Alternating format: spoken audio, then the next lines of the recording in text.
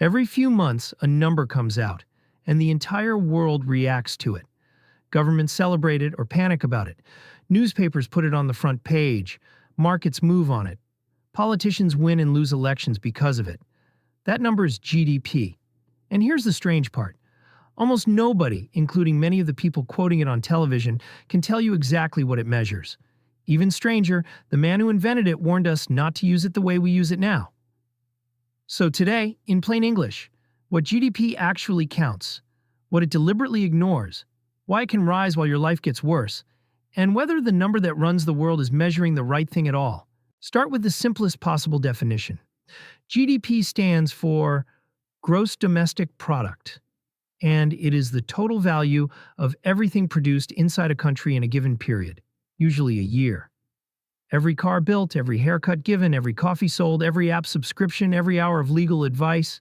Add the value of all of it together, and that's GDP. That's genuinely it. It's a giant receipt for the whole economy. And because one person's spending is another person's income, GDP is also, roughly, the total income of the country. When you hear the economy grew by 2%, it means this total came out 2% bigger than the year before, after stripping out inflation. Now, why does anyone care so much? Because GDP is the closest thing we have to a thermometer for an economy. When it's growing, businesses are usually selling more, hiring more, and paying more. When it shrinks, the opposite tends to happen. Fewer orders, fewer jobs, tighter budgets. That's why 2 consecutive quarters of shrinking GDP is the rule of thumb for a recession. Governments use it to decide how much they can borrow and spend. Central banks use it to decide interest rates, which decides your mortgage. Investors use it to price everything. One number, calculated in an office, quietly shapes the cost of your loan and the security of your job. But here's where it gets uncomfortable, and where the number starts to mislead. GDP counts activity, not well-being.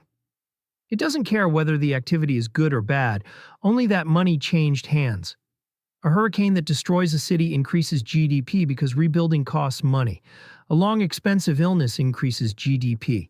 A traffic jam that burns extra fuel increases GDP. Meanwhile, things that genuinely make life better but involve no transaction count for exactly nothing. Raising your own children, 0. Caring for an aging parent, 0. Cooking dinner at home, 0. Order a takeaway instead and GDP rises. The number isn't measuring how well we live, it's measuring how much we transact. There's another problem, and it's the one that explains a lot of modern politics. GDP is a total, and totals hide distribution. A country's GDP can rise beautifully for a decade, while most people's actual wages stay flat, because the gains concentrate at the top.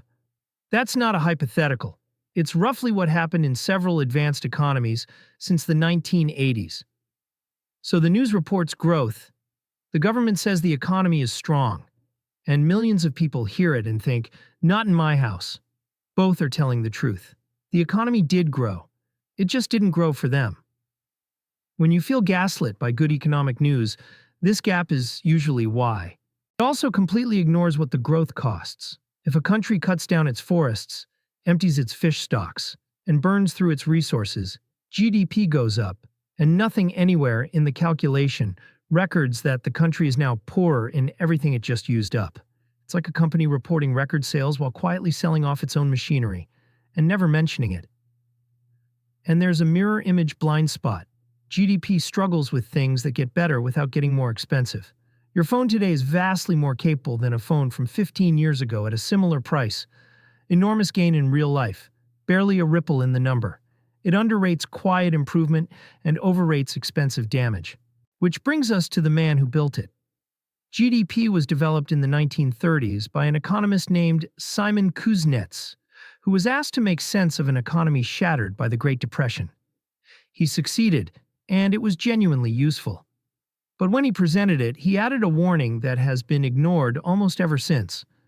The welfare of a nation, he wrote, can scarcely be inferred from a measurement of national income. He meant that GDP was a tool for one narrow job, measuring output, and should never be mistaken for a scoreboard of how good life is. Within a generation, it had become exactly that. So why do we still use it? Because for all its flaws, it has two qualities that are hard to beat. It's comparable and it's countable. Nearly every country calculates it in a similar way, which means you can compare Japan to Brazil, or this year to last year, and mean something by it. Alternatives exist. There's GDP per capita, which divides by the population, so a country doesn't look richer simply for having more people. There's median income, which tracks the person in the middle instead of the average, and shows the distribution GDP hides. There are broader well-being measures that fold in health, education, and free time. All of them are better at describing life. None of them is as easy to count, and in policy, what's easy to count usually wins. There's one more thing worth knowing, because it explains why the number can feel so detached from reality. GDP is an estimate, not a measurement. Nobody counts every transaction in a country. Statistical offices sample, model, and infer, then publish a first estimate remarkably quickly, which is the one that makes headlines. And then they revise it, sometimes months later, sometimes by a lot.